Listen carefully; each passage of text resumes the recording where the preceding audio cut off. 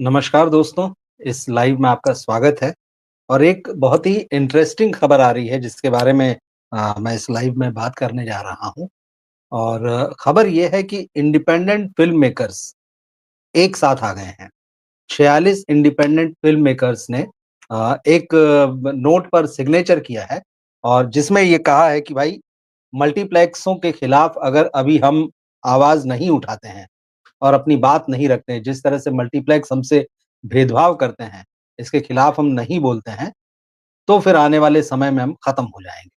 अब ये बात तो सही है कि मल्टीप्लेक्सों में वही फ़िल्में चलती हैं जिनको कि दर्शक देखने आएँगे, ये माना जाता है कि भाई ऐसी फ़िल्में जिनमें बड़े सितारे हों, बॉक्स ऑफिस के बिकाऊ सितारे हों, वही फ़िल्में मल्टीप्लेक्स या तो लगाते हैं और जब कॉम्पिटिशन की स्थिति बनती है मतलब एक से ज़्यादा फ़िल्में रिलीज़ होती हैं, तो वो उन फ़िल्मों को तवज्जो देते हैं जिनमें बड़ा स्टार होता है। अब ये बात शुरू कहाँ से हुई? पिछले शुक्रवार को मल्टीप्लेक्सों में एक फ़िल्म रिलीज़ हुई जिसका टाइटल है आगरा और कनू बहल इस फ़िल्म के निर्देशक हैं। अब मुझे नहीं पता आप में से कितने लोगों ने आगरा फ़िल्म के बारे में सुना या आप कनू बहल को जानते हैं। दरअसल अगर आप नहीं भी जानते हैं, आपने आगरा फ़िल्म के बारे में नहीं सुना है, आप कनू बहल को नहीं जानते, तो इसमें आपकी कोई गलती नहीं है। दरअसल ये इंडिपेंडेंट फ़िल्म मेकर हैं और इंडिपेंडेंट फ़िल्म मेकर्स के लिए सर्वाइव करना और अपनी जगह बनाना, अपनी पहचान बनाना, हमेशा से मुश्किल रहा है। फिर चाहे वो हिंदी में फ़िल्में बनाएँ, चाहे अंग्रेज़ी में फ़िल्में बनाएँ या फिर रीजनल भाषाओं में फ़िल्में बनाएँ, कहीं भी मतलब नॉर्थ, साउथ, ईस्ट, वेस्ट जहाँ भी। तो इंडिपेंडेंट फ़िल्म मेकर्स के लिए सिनेमा बनाना चुनौती है और उससे बड़ी चुनौती ये है कि वो अपने काम को थिएटर्स तक लेकर आएँ। इसकी 2-3 वजह हैं। अव्वल तो ये है कि इंडिपेंडेंट फ़िल्म मेकर्स की जो फ़िल्में होती हैं, वो मेनस्ट्रीम मसाला फ़िल्मों की तरह नहीं होती हैं। उनमें वैसा नाच-गाना, रोमांस, एक्शन नहीं होता है। वो किसी ख़ास मुद्दे को उठाते हैं। वो ज़्यादा संवेदनशील होकर फ़िल्म बनाते हैं, ये माना जाता है। तो सीरियस ढंग से वो बात करते हैं। अगर वो लव स्टोरी भी बनाएँगे तो बहुत सीरियस ढंग से उसको दिखाएँगे। उसमें मसाले नहीं डालेंगे। वो उसको रियल रखने की कोशिश करेंगे। वो आपको ज़िंदगी का असली चेहरा दिखाते हैं अपनी फ़िल्मों में। लेकिन थिएटर्स में दर्शक क्या देखने जाते हैं? वो असलियत देखने नहीं जाते हैं।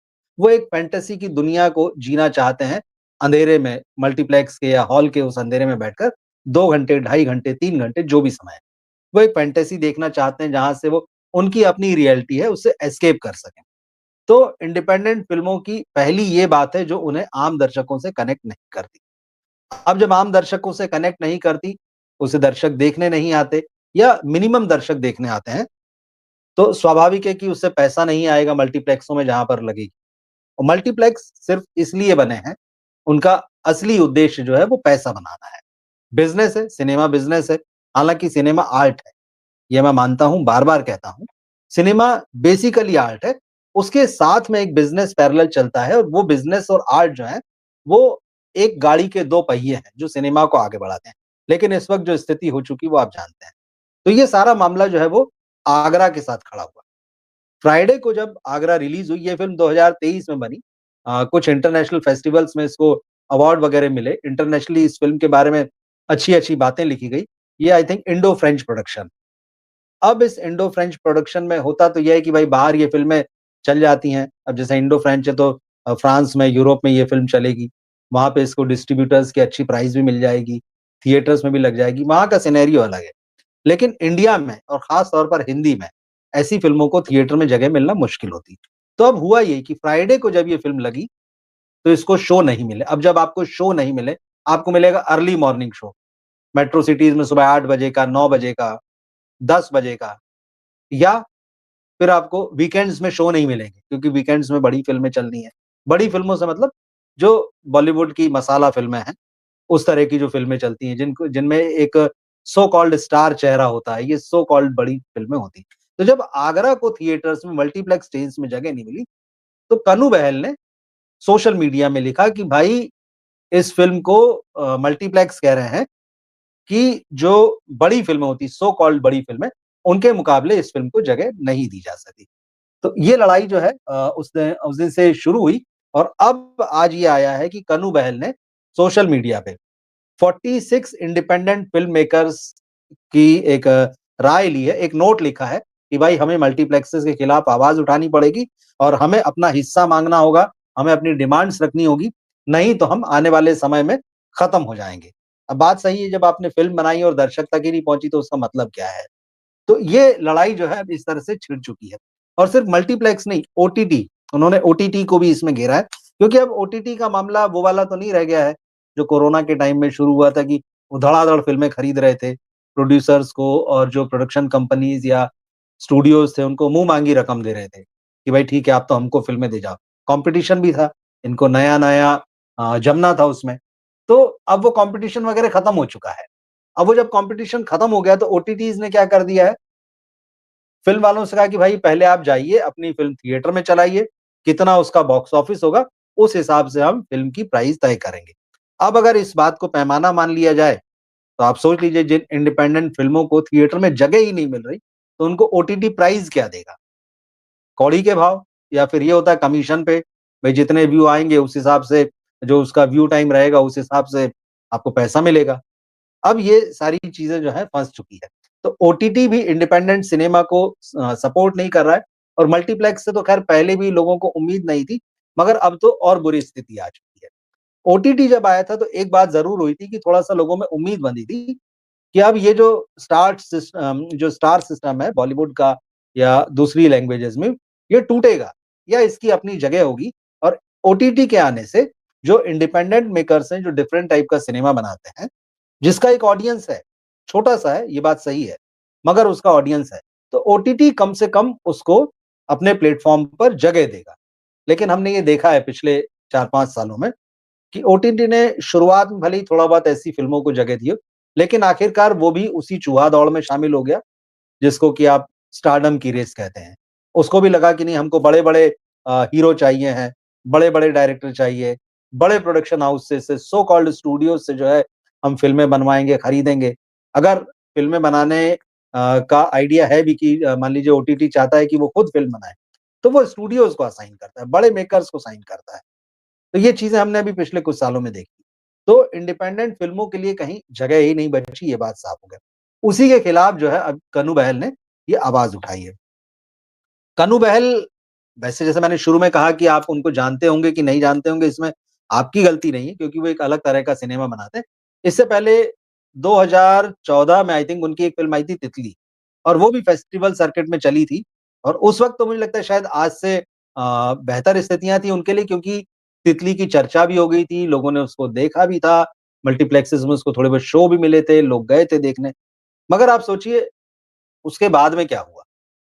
उसके बाद में आज जबकि ओटीटी प्लेटफ़ॉर्म है, आज ज़्यादा बेहतर स्थितियाँ हैं, उनकी फ़िल्म को थिएटर्स में जगह नहीं मिल रही और जब थिएटर के परफ़ॉर्मेंस पर अगर ये टिका हुआ है, ओटीटी का रवैया कि भाई आप जैसा फ़िल्म परफ़ॉर्म करेगी वैसी हम आपको प्राइज़ देंगे। तो आप समझ लीजिए जब आप फ़िल्म आपको थिएटर ही नहीं मिल रहा है तो आपको ओटीटी पर क्या प्राइज़ मिलेगी। तो अब कन्नू बहल ने जिन 46 इंडिपेंडेंट फ़िल्म मेकर्स के साथ में ये जो जॉइंट स्टेटमेंट जारी किया है और कहा है कि अब ये बोलने का समय आ गया है। तो और अगर हम यहाँ नहीं बोलेंगे तो हम खुद ही अपने सिनेमा को खामोशी से दफ़न कर देने के ज़िम्मेदार होंगे। उनके कहने का मतलब यही है। तो ये बात सही है कि इंडियन फ़िल्म मेकर्स जो हैं अ, इंडियन सिनेमा को इंटरनेशनल प्लेटफ़ॉर्म पर सम्मान दिलाते रहें, बड़े मतलब जो बड़े फेस्टिवल्स हैं, चाहे वो फ्रांस में हो, चाहे जर्मनी में हो, यूएस में हो अ, एशियन कंट्रीज़ में हो, तो जो बड़े-बड़े फेस्टिवल हैं, Cannes festival, Venice, Berlin, Rotterdam, Busan, Sundance, Locarno, ये बड़ी-बड़ी जो इंटरनेशनल फेस्टिवल्स हैं, यहाँ इंडिपेंडेंट मेकर्स की फ़िल्में पिछले लगातार 12-15 सालों से हम देख रहे हैं, धीरे-धीरे जगह बना रही है और कुछ लोग तो एक ठीक-ठाक नाम बन गए हैं वहाँ पे। लेकिन इनकी फ़िल्में इंडिया में ही रिलीज़ नहीं हो पाती। अब सवाल ये है कि मल्टीप्लेक्स क्या करें? क्या मल्टीप्लेक्स इनकी बात मान लेंगे? आपको क्या लगता है? आप एक तो ये कमेंट बॉक्स में लिख कर बताइएगा कि क्या आपको लगता है कि अगर ये सब लोग एकजुट हो जाते हैं और अपनी ये माँग रखते हैं, तो मल्टीप्लेक्स इनको जगह देंगे?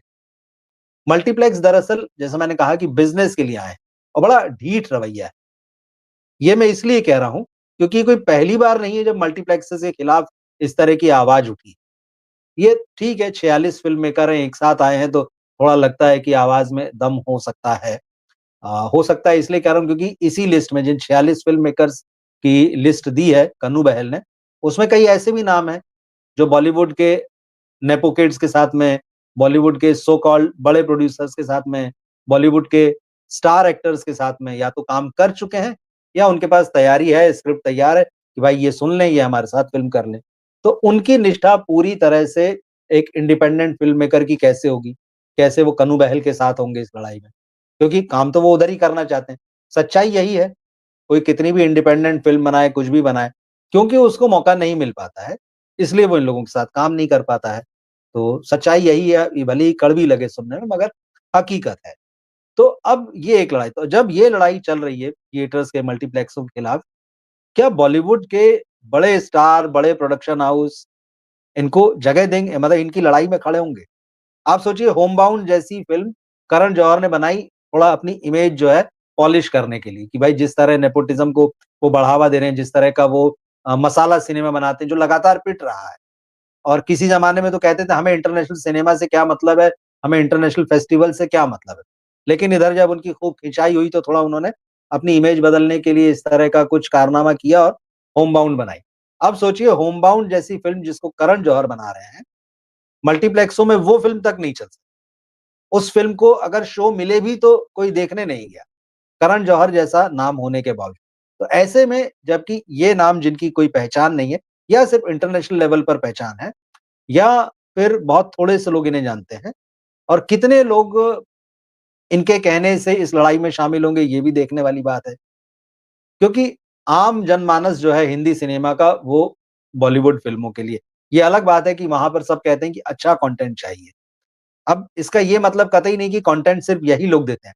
कंटेंट हमको चाहिए बॉलीवुड के उस सिनेमा में जो आम आदमी की बात करता हो। क्योंकि जैसे मैंने शुरू में कहा कि ये लोग जो फ़िल्में बनाते हैं ये बहुत सीरियस फ़िल्में बनाते हैं।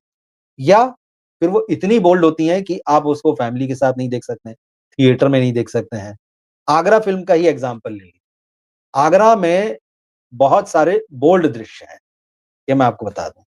अब उन बोल्ड दृश्यों वाली फ़िल्मों को देखने के लिए कौन थिएटर में जाएगा?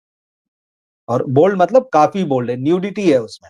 और फ़िल्म की जो थीम है आगरा की, वो सेक्सुअलिटी के इर्द-गिर्द ही घूमती है। आगरा में एक फैमिली है, छोटी-सी, लड़का बड़ा हो गया है, अब उसको अपना प्राइवेट स्पेस चाहिए है, उसकी अपनी फैंटेसीज़ हैं, उसकी अपनी गर्लफ्रेंड है, उसके अपने रिश्ते हैं, उसको शहर में जगह नहीं मिल रही कि वो कहाँ बैठे, कहाँ उठे, अपनी गर्लफ्रेंड के साथ कहाँ जाए और फिर उसके अंदर वो जो सारा एक उम्र के साथ जो चीज़ें आ जाती हैं, तो उसको प्राइवेट जगह नहीं मिल रही है और उसकी फैंटेसीज़ को पूरा मतलब उसकी फैंटेसीज़ जो वो देख रहा है, उसके जो बोल्ड दृश्य कन्नू बहल ने फ़िल्माए हैं, वो मुझे नहीं लगता कि कोई भी दर्शक जो है थिएटर में जाके अपनी फैमिली के साथ उसको देखना प्रेफ़र करेंगे।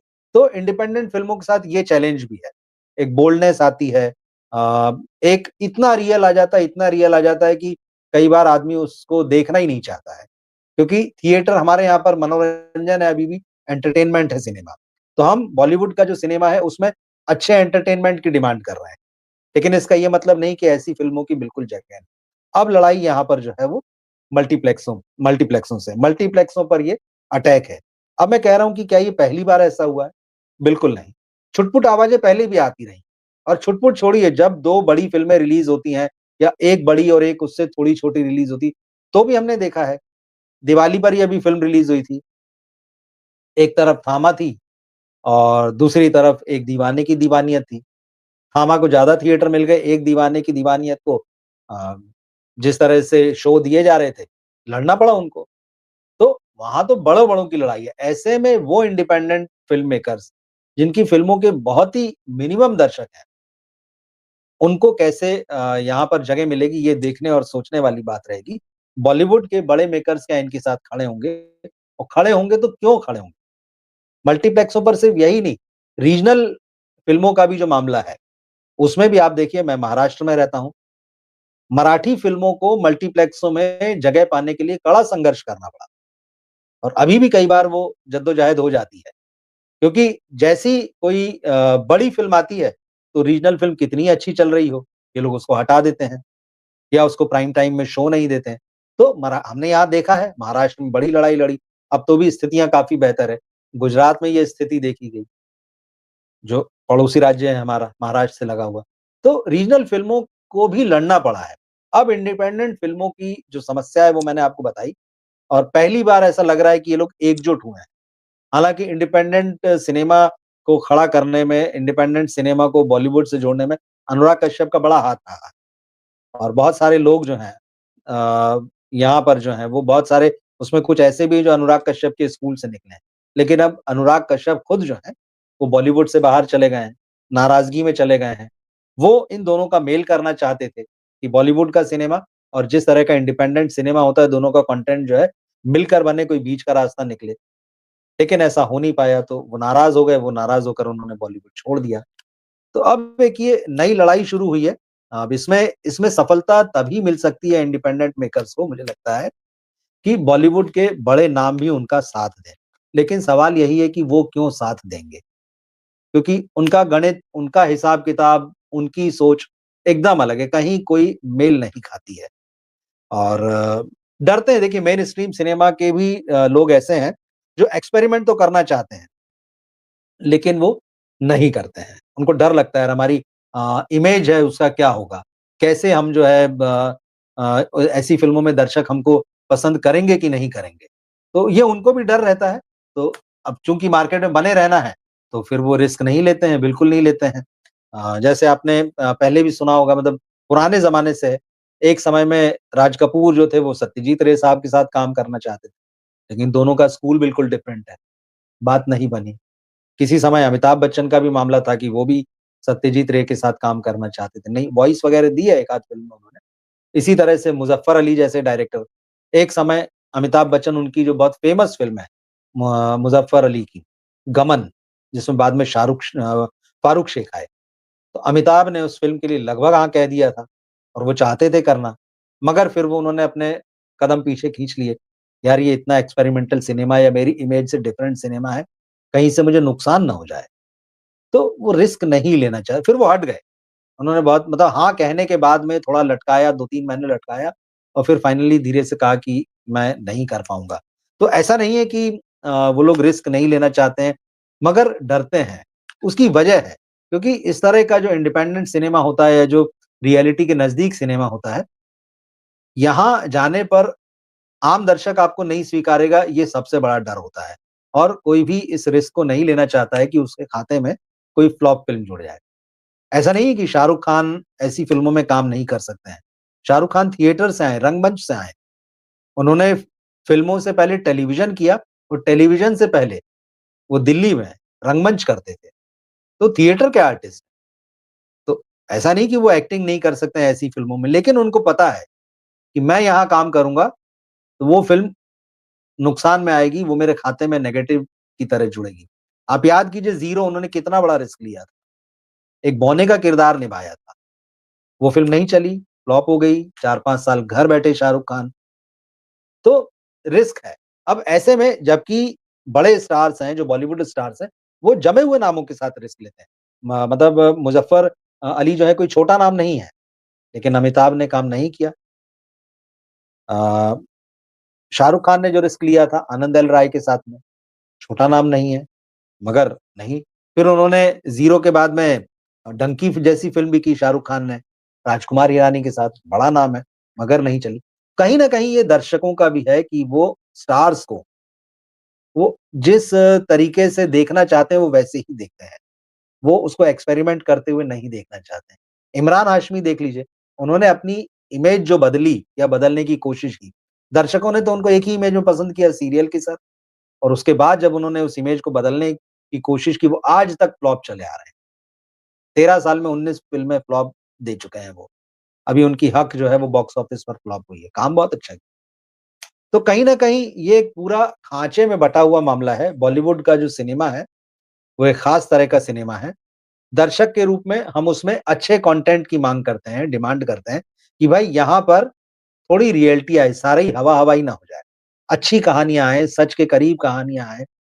उसको कुछ सपने मिलाकर बनाया जाए, कुछ हकीकत मिलाकर बनाया जाए। रियलिटी का सिनेमा जो इंडिपेंडेंट सिनेमा बहुत अलग है। अगर जैसे आपने कन्नू बैल की तितली देखी हो, नहीं देखी होगी तो मैं आपसे कहूँगा कि उसे देखिए। नोएडा की एक फैमिली की कहानी जो आई थिंक कार वगैरह लूटते हैं, जो मुझे याद आ रहा है, वो पूरा परिवार ही उस बिज़नेस में लगा हुआ है। अब एक बच्चा उनमें जो उनके यहाँ शायद सबसे छोटा होता है, वो और उसकी वाइफ ये तय करते हैं कि भाई हमको इस गैंग से अलग निकलना है। कितना मुश्किल हो जाता है उनके लिए, क्या वो स्टोरी। अब लेकिन बात यही कि इस कहानी को देखने कौन जाएगा? देखा गया उस फ़िल्म को, लेकिन वो कोई ब्लॉकबस्टर फ़िल्म तो नहीं है। इसी तरीके से आगरा, जिसमें मैंने कहा छोटा-सा घर है, एक लड़का है, जवान हो गया है, माता-पिता के साथ रहता है। आई थिंक एक बहन है, कज़न भी है इसमें शायद उसकी। तो उसको अपना स्पेस चाहिए, घर छोटा पड़ रहा है, उसको शादी भी करनी है, वो गर्लफ्रेंड के साथ भी रहता है, वो चाहता है शादी करके तो फिर स्पेस कहाँ है घर में? उसकी अपनी फैंटेसीज़ भी है, रात में वो अपने हिसाब से चीज़ों को सोचने लगता है, उसको सपने आते हैं, अब वो सपने में क्या-क्या देखता है, कन्नू बहल ने दिखाया है। लेकिन क्या दर्शक उसको हॉल में एक्सेप्ट करने के लिए तैयार है? अगर ये फ़िल्म बड़े पर्दे पर चलती भी है हॉल में, तो दर्शकों का रिएक्शन क्या होगा? ये सोचने वाली है। फेस्टिवल सर्किट में तो ये फ़िल्म चल जाती है, फेस्टिवल का ऑडियंस अलग है। फेस्टिवल का ऑडियंस बॉलीवुड के मेनस्ट्रीम सिनेमा का ऑडियंस नहीं है। अब मल्टीप्लेक्स जो है वो मेनस्ट्रीम का सिनेमा चलाते हैं और वहाँ पर अपनी जगह बनाना कठिन है। मगर देखिए अच्छी बात है, कहीं से आवाज़ तो उठी है। हालाँकि ये जो इंडिपेंडेंट वाले लोग हैं, इनकी भी एक बड़ी समस्या है। इनको जब छोटे प्लेटफ़ॉर्म मिलते हैं जहाँ पर इनकी वॉइस आ सकती है, इनको ये उनको फिर तवज्जो नहीं देते हैं। इनको भी चाहिए कि टाइम्स ऑफ इंडिया में ही छपना है, इनको भी चाहिए कि मिड डे मिरर में ही छपना है, एचटी में छपना है, बड़े-बड़े चैनलों पे जाके इंटरव्यू देने हैं। इनका भी सपना वही है। जैसे ये चाहते हैं कि हमारी फ़िल्में जो है मल्टीप्लेक्स में लगे, तो मीडिया के लिहाज़ से इनका भी सपना ये रहता है यहाँ छपे। ये छोटे क्रिएटर्स के साथ में, छोटे अखबारों के साथ में किसी तरह का टाई अप नहीं करते हैं, उनके साथ किसी तरह का कोऑपरेशन नहीं करते हैं। तो समस्या कन्नू बहल और उनके जैसे बाकी मेकर्स की भी है। तो लेकिन बात वही कि जब आपको इतने बड़े प्लेटफ़ॉर्म तब बुलाएँगे, जब उनको लगेगा कि आप भी सेलेबल हैं। अगर कन्नू बहल को छापने से या उनकी फ़िल्म के बारे में छापने से रीडरशिप बढ़ती है या व्यूअरशिप बढ़ती है, तो आदमी उनको छापेगा और बुलाएगा। लेकिन वैसा नहीं है। वो ठीक है, उनका एक अपना रिस्पेक्ट है कि अलग सिनेमा बनाते हैं, अच्छा सिनेमा बनाते हैं। इन लोगों को स्ट्रैटेजी तय करनी होगी कि अपने आप को फैलाना है तो किस तरह से अगर आप इंडिपेंडेंट फ़िल्म मेकर हैं, आपकी फ़िल्म को उतना स्पेस थिएटर में नहीं मिलता है, लेकिन आपको लोगों तक अपनी बात पहुँचानी है। तो बहुत सारे प्लेटफ़ॉर्म्स हैं, छोटे-छोटे प्लेटफ़ॉर्म्स हैं, जिनका बड़ा बज़ होता है और आप शुरू तो कीजिए, लेकिन ये लोग वैसा नहीं करते। तो कुछ समस्याएँ इनकी तरफ से भी है। तो ये एक आवाज़ उठी है, एक लड़ाई जो है वो आगरा से मतलब आगरा फ़िल्म से शुरू हुई है। देखते हैं, तो छोटी फ़िल्मों के बारे में आप क्या सोचते हैं? छोटी फ़िल्म मतलब कंटेंट से छोटी नहीं होती है। ये हम जो साधारण मापक हैं, जो साधारण पैमाने उसमें, कि एक फ़िल्म में बड़ा स्टार होता है, एक फ़िल्म में एक एक्टर होता है, जिसको लोग कम जानते हैं, नहीं जानते हैं। स्टार एक्टिंग ना करे तो भी चलता है। तो ये पैमाने अलग-अलग हैं, लेकिन क्योंकि बात शब्दावली की है, तो ये कहने को छोटी फ़िल्में हैं, लेकिन बात बड़ी करती हैं। पर बात वही है कि इन बड़ी बातों को सुनना कितने लोग चाहते हैं। अब सुनना भी चाहते हैं लोग, तो इनके बनाने का तरीका क्या है? क्या ये उस तरह से बना पाते हैं, जिससे कि वो बात बड़े लोगों तक पहुँच सके? क्योंकि इनके पास अपनी क्रिएटिविटी है, इनके अपने बनाने के तरीके हैं। ये मास तक पहुँचने के जो तरीके हैं, एक कहानी के थ्रू, शायद उस चीज़ को उस तरह से नहीं जानते जिस तरह से कि बॉलीवुड के जो पॉपुलर मेकर्स आप कहिए, जो पॉपुलर सिनेमा बनाते हैं, उस तरह से ये लोग नहीं कर पाते हैं। तो बहुत जटिल हैं चीज़ें, मगर एक आवाज़ उठी है मल्टीप्लेक्सों के खिलाफ कि उन्हें ऐसी फ़िल्मों को जगह देनी चाहिए, ईमानदारी से जगह देनी चाहिए। लेकिन वो कह रहे हैं कि हम जगह तो दे रहे हैं, लेकिन समय हमारे हिसाब से। अब समय सबको प्राइम टाइम में चाहिए। अब ये दरअसल प्राइम टाइम की लड़ाई है। तो आप क्या सोचते हैं इसके बारे में? क्या आप इस तरह की इंडिपेंडेंट फ़िल्मों को देखते हैं? इंडिपेंडेंट फ़िल्मों के बारे में आपकी क्या राय है? आगरा अगर आपने देखी हो तो आप ज़रूर बताइएगा कि आपको कैसी लगी? या इससे पहले आपने कन्नू बहल की तितली देखी हो, तो उसके बारे में आप अपनी राय रखिएगा।